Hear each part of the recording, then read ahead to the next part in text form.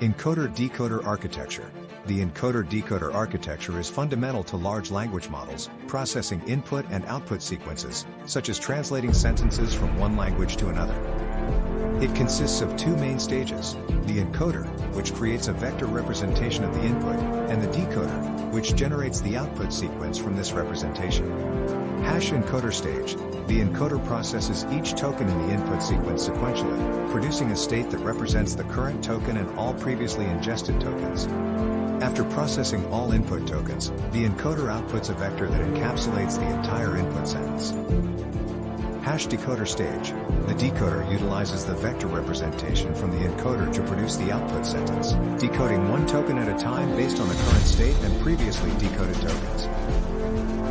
Training. The model training requires a dataset of input-output pairs, where the model learns to minimize the error between its generated output and the true output from the dataset. The training process involves using teacher forcing, where the decoder is provided with the correct previous token to generate the next token, rather than relying on its own previous output.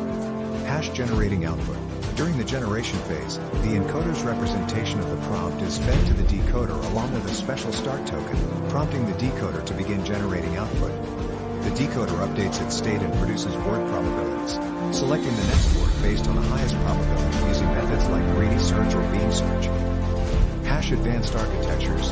Modern implementations of the encoder-decoder architecture often replace simple RNNs with transformer blocks, which utilize attention mechanisms for improved performance.